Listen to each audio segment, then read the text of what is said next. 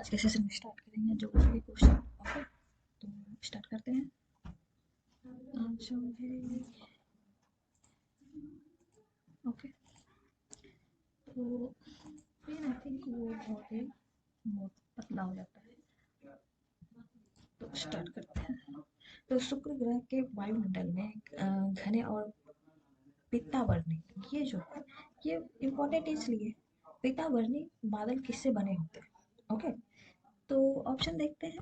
और तो chlorine, chlorine है, या फिर सल्फ्यूरिक अम्ल है, ये सल्फ्यूरिक अम्ल है। ओके, और नाइट्रिक अम्ल है, ऑप्शन में दिया गया है, और एक लास्ट है ब्रोमीन। ओके, तो ये ब्रोमीन है। ओके,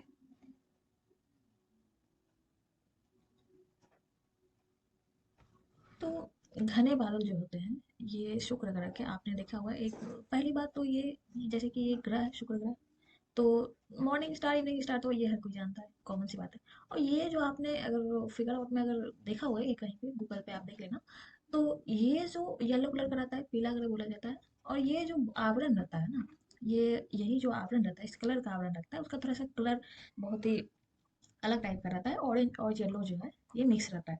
और ये जो आवरण रहता है, यही आवरण जो है, एक शॉर्ट्स वीडियो में हमने इसके बारे में बताया कि ये जो आवरण रहता है वो रहता है सल्फ्यूरिक एसिड का। ओके, सल्फ्यूरिक एसिड का रहता है। और एक चीज़ बात आई सल्फ्यूरिक एसिड की, तो इसमें बहुत ही इंपॉर्टेंट चीज़ ये है कि जैसे हम लोग यातायात करते हैं, ट्रैवलिंग करते हैं, हर कोई ट्रैवलिंग करता है, तो यातायात के दौरान जो होता है ना, आँख में आपने देखा होगा कि जलन टाइप का होता है, जलन टाइप का होता है, और आँख में थोड़ा सा लालिमा टाइप का हो जाता है। और ज़्यादातर ये जो होता है बारिश के टाइम पे या फिर ठंड के टाइम ज़्यादातर होता है। तो ये क्यों होता है, तो ये रीज़न होता है कि यातायात ट्रैवलिंग के टाइम पे जो आंखों में जलन होती है, तो वो रीज़न होता है सल्फर डाइऑक्साइड के कारण। सल्फर डाइऑक्साइड के कारण होता है, ठीक है, या फिर SO2 आप लिख सकते हो शॉर्ट में। और कई लोग तो बोलते हैं कि ये भाई कार्बन धूल मिट्टी के कारण, तो नहीं, ये जो ये इस गैस के कारण ही आंखों में आंसू आते हैं, आंसू आप कह सकते हो, ठीक है। और एक चीज, जैसे कि उल्टी वगैरह इस बात आती है यातायात के दौरान, तो ये भी जिक्र आना जरूरी है कि वॉमिटिंग जो होती है, ऐसा बोला जाता है कि सीओ कार्बन, ये गाड़ी के जो गंदी जो स्मेल होती है वो उस गैस के कारण होती है, मतलब कार्बन मोनोऑक्साइड।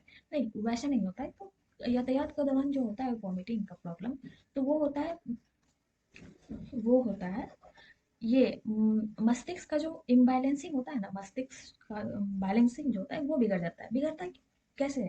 अब आप सोचो कि जैसे कि कोई गाड़ी है, मान लीजिए कोई फोर व्हीलर है, ठीक है, और आपने देखा होगा कि बाइक में नहीं होता है, बाइक में नहीं होता है, या फिर बहुत चीज़ों में नहीं होता है, ट्रेन में नहीं होता है। तो ट्रेन में क्यों नहीं होता? क्योंकि हम ज़्यादातर बगल बगल की साइड, राइट साइड या फिर लेफ्ट साइड नहीं देखते हैं। और अगर देखते हैं तो हो सकता है मन वैसा हो, पर ज़्यादातर के केस में, ये ट्रेन के केस में उस साइड नहीं देखते हैं, सामने वाले को देखते हैं, या फिर फ़ोन को देखते हैं, फ़ोन चलाते हैं, या फिर कहीं भी इंगेज रहते हैं, है ना। और ये फोर व्हीलर की बात आई, तो ये हमेशा जो है हम लोग का ध्यान, मतलब सभी का ध्यान जो है साइड के व्यूज़, राइट साइड के व्यूज़ और लेफ्ट साइड के व्यूज़, ये दोनों पे ज़्यादा नज़र रखते हैं। और इस नज़र के कारण जो है ना, हमारे मस्तिष्क में इम्बैलेंसिंग होती है। गाड़ी अगर आगे चल रही है और हम राइट साइड या फिर लेफ्ट साइड देखें, तो इम्बैलेंसिंग होती है। और इसी रीज़न से जो है हमारा मन जो है ये वॉमिटिंग की समस्या होती है। और इसे प्रॉब्लम, ये अगर नहीं, अगर इसे बचने का ये उपाय, अगर हो सकता है आप मेडिसिन ले लें। अगर मेडिसिन नहीं लेना चाहते तो ये, अगर आप फ़ोन चला रहे हैं बैठने के दौरान, या फ़ोन चला रहे हैं, कुछ पढ़ रहे हैं, या फिर सामने देख रहे हैं, अगर आप सिर्फ स्ट्रेट देखेंगे, ओके, जिस साइड आपकी गाड़ी जा रही है, अगर आप स्ट्रेट देखेंगे, तो बैलेंसिंग जो है बिगड़ेगी नहीं, हमारे मस्तिष्क की बैलेंसिंग बिगड़ेगी नहीं, और आपको ये प्रॉब्लम बिल्कुल भी नहीं होगी। ओके, तो ये बहुत ही इंपॉर्टेंट फैक्ट था, मतलब जानकारी थी नॉर्मली ज़िंदगी के लिए। तो आगे देखते हैं क्वेश्चन क्या है। हाँ, तो ये जो आवरण रहता है, तो ये सल्फ्यूरिक एसिड का रहता है। ओके, तो ये तो क्लियर हो गया। और देखते हैं, ये पित्ता पानी होता है, ठीक है। लगभग इसमें अगर पूछ लिया जाए कि लगभग ये जो बादल होता है, मतलब ये जो आवरण होता है, लगभग इसका टेम्परेचर कितना होता है, हो सकता है तो 500 डिग्री का होता है। ओके, 500 डिग्री का आवरण, ये टेम्परेचर रहता है, तापमान अगर हो सकता है, रेयर केस में। ओके, और शुक्र की बात करी जाए तो ये सबसे ज़्यादा गर्म भी रहता है, इसी वजह से, ठीक है। और बाकी चीज़ तो कॉमन है, आपको पता हो। अगला क्वेश्चन देखते हैं। और एक चीज़, शुक्र की बात तो यहीं पे कर लेते हैं। तो शुक्र और अरुण दो ऐसे ग्रह हैं जिसकी दिशा जो है दक्षिणावर्त होती है, ठीक है। दो ऐसे ग्रह हैं जिसको कि सूर्य राइट साइड में चलती है, सूर्य से पश्चिम की ओर, ये सॉरी, पूरब से पश्चिम की ओर। ओके, क्लियर हो गया होगा। तो अगले क्वेश्चन देखते हैं। निम्न में से किस ग्रह से ज्ञात उपग्रहों की संख्या सर्वाधिक है? सर्वाधिक है, बहुत ज्यादा जिसमें की है, तो वो होता है, किसमें है देख लेते हैं। ऑप्शन में बृहस्पति है, नेपच्यून, मतलब ये वरुण होता है। और वरुण इसलिए बोला गया है क्योंकि वरुण प्राचीन काल में ऐसा बोला जाता है कि ये इंद्र, लाइक देवता, इंद्र के देवता, मतलब समुद्र के देवता है, ठीक है। उसी से ये जो है ये नाम पड़ा है वरुण, इंद्र के देवता या फिर समुद्र के देवता आप कह सकते हैं, समुद्र देवता। ओके, बृहस्पति सबसे बड़ा ग्रह। और बुध शुक्र, बुध शुक्र लिख लेते हैं, पृथ्वी, पृथ्वी और मंगल, ये जो है आंतरिक ग्रह होता है, ठीक है। और ये जो है मंगल और बृहस्पति के बीच जो है आप एक, ये मिस्टीरॉयड इसको बोला जाता है। तो ये जो एक फिगर में आप देखेंगे तो एक लाइन, एक पट्टा रहता है, ठीक है, उसको क्षुद्र ग्रह बोला जाता है, ठीक है। तो उसके भी नाम है, चलिए अभी देखते हैं। इसको आंतरिक ग्रह भी बोला जाता है, वस्तु शुक्र पृथ्वी मंगल को, और बाकी सब बृहस्पति शनि अरुण वरुण को ये बाह्य ग्रह, ठीक है।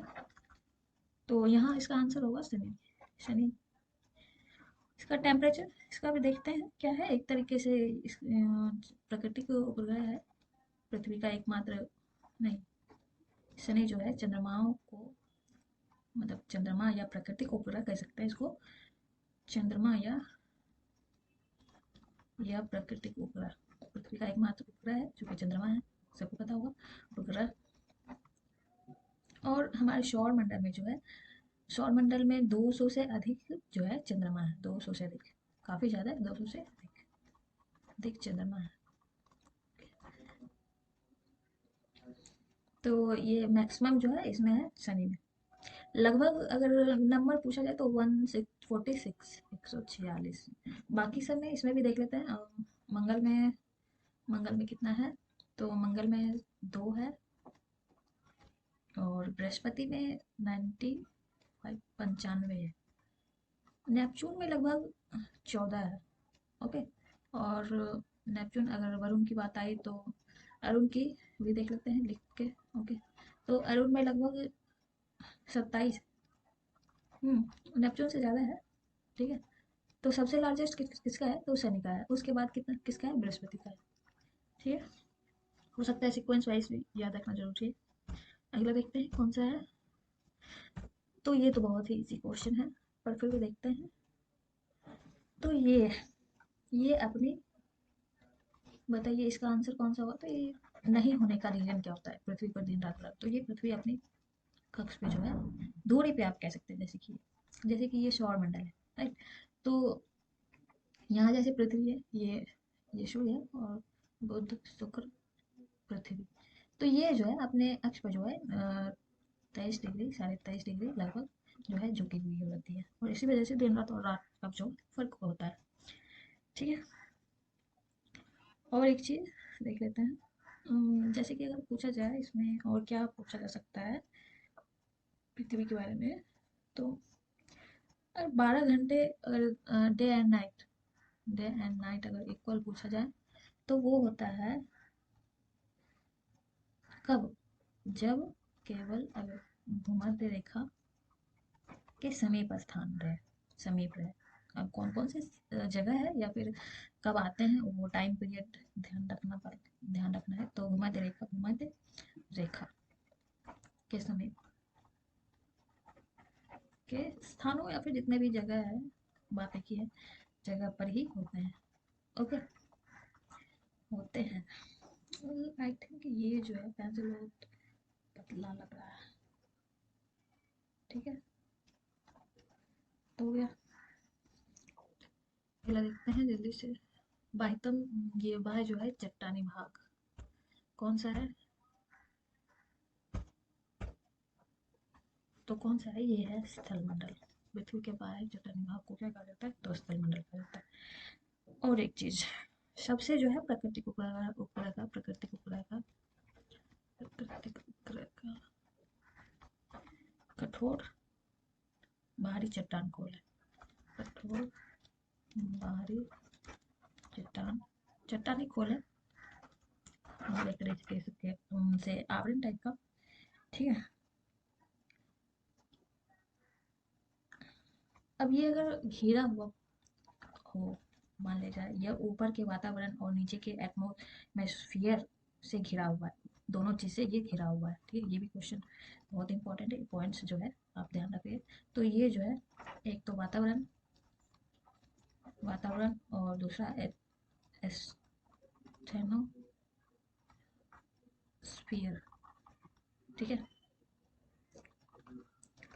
से घिरा हुआ है, दो चीज से घिरा हुआ है स्थलमंडल। और पृथ्वी के सबसे भीतरी परत को क्या कहा जाता है? ये भी है, तो क्रोड कहा जाता है। जैसे कि ये है तो क्रोड कहा जाता है, क्रोड क्रोड, या फिर इसको बैरिस्फीयर भी कहा जाता है, बैरिस्फीयर। ठीक है, दो चीज, ये क्रोड तो सबको पता होगा, तो ये बैरोस्फीयर, बैरोस्फीयर जो है ये याद रखना है। और इसको अम, आप इसकी लौह और निकेल, मतलब निकेल और फेरस, निकेल और फेरस की उपस्थिति के कारण, निकेल और या लोहा या फिर निकेल इसको कह सकते हैं, निकेल या फेरस, फेरस। और इसकी उपस्थिति के कारण, ये दोनों लौ और निकेल की उपस्थिति का कारण इसको जो है एक वर्ड दिया गया है नीफे। ये क्वेश्चन, ये पॉइंट्स याद रखना है। तो इसको जो वर्ड दिया गया है नीफे के रूप में भी जाना जाता है, रूप में भी जाना जाता है। ठीक है, ये बात ध्यान रखने वाली है। बाकी देखते हैं और क्वेश्चन अगला। तो निम्न में से कौन सा सूर्य की परिक्रमा करने वाला सबसे कम समय लेता है? तो सूर्य की परिक्रमा करने में सबसे कम समय लेता है, कौन सा लेता है? तो ये इसी है, बुध लेता है। ठीक है, सबसे निकटतम ग्रह है। हम्म, और अगर डे पूछा जाए तो 88 डेज, 88 डेज लेता है। ठीक है, चलो देखते हैं। हाँ, में से लगभग इसका जो है परसेंटेज पूछा गया है, तो परसेंटेज अगर आपको पता है तो अच्छी बात है, इसको परसेंटेज कर लेंगे। 46.6%, 16% और 36.6%। तो पृथ्वी के भूपटी भूपटी में भार के अनुसार, भार के अनुसार जो है ऑक्सीजन का लगभग कितना परसेंट है, ये बताइए। तो ये है 46.6%। ओके, और ये सबसे प्रचुर मात्रा में पाया जाता है, पाया जाने वाला तत्व है ऑक्सीजन। ठीक है, लगभग अगर पृथ्वी की भूपट्टी की बात करी जाए, भूपट्टी की बात करी जाए के भार का लगभग जो है 75%, 75% ऑक्सीजन और सिलिकॉन होते हैं। ऑक्सीजन और सिलिकॉन। ठीक है, अब कार्बन, कार्बन का भी परसेंटेज देख लेते हैं। तो कार्बन का परसेंटेज रहता है 0.025%। ठीक है, अन्य तत्वों की तुलना में अधिक यौगिक बनाता है।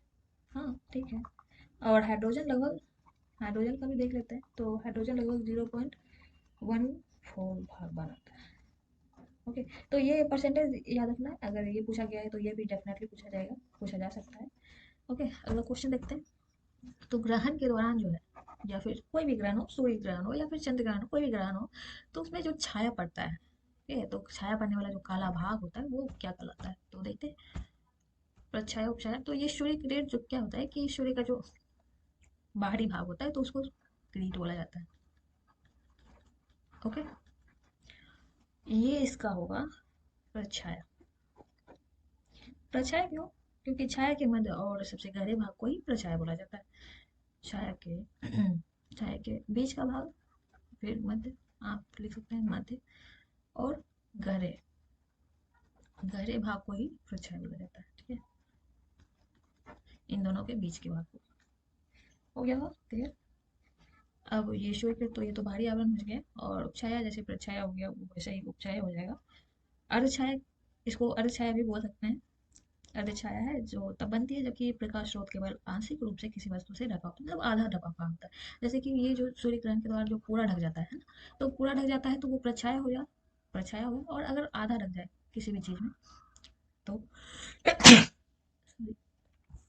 तो ये हो जाएगा अपछाया मतलब अर्धछाया। ओके।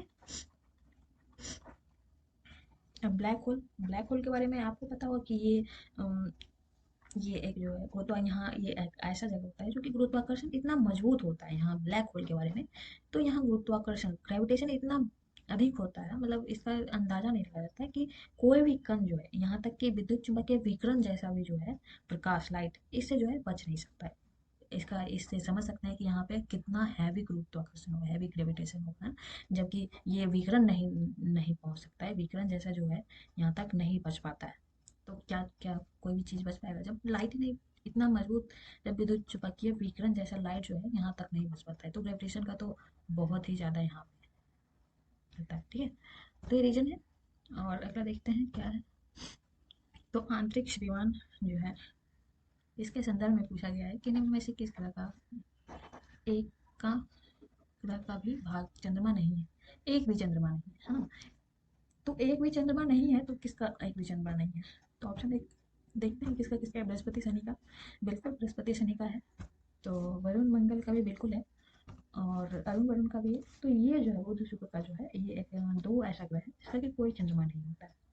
ठीक है, अब इसके नंबर्स तो हमने बता ही दिए, शनि बृहस्पति अरुण वरुण ये सारे का। ठीक, अगला देखते हैं क्या है। चंद्रमा के प्रकाश को पृथ्वी तक पहुंचने में कितना, ये तो बहुत ही इजी है। तो इसका क्वेश्चन तो आपको रटा ही होगा। तो इनमें से ये सेकंड्स है, सेकंड्स ये 1.3 सेकंड, 38 समथिंग है, या फिर इसको सिर्फ 1.3 समझ सकते हैं। ठीक है, मतलब क्वेश्चन देखते हैं किस कारण से ज्वार भाटा संबंधित है। तो ज्वार भाटा किस लिए आता है, तो ये भी बहुत ही कॉमन है। तो चंद्रमा और सूर्य और चंद्रमा का ग्रेविटेशन जो होता है उसके कारण होता है है ना। ओ यहीं तक था। ठीक है, फिर ये बहुत ही छोटी वीडियो है क्योंकि इसमें से सिर्फ एक ही टॉपिक लिया गया है। इसमें टॉपिक था पृथ्वी और सोलर मंडल, ठीक है, सोलर सिस्टम, ये इससे क्वेश्चन थे। और भी नहीं तो और इसी से बहुत सारे क्वेश्चन है, ठीक है, जो कि इसमें डिटेल्स बताए गए हैं। मिलते हैं अगले नेक्स्ट वीडियो में। Thank you, have a nice day.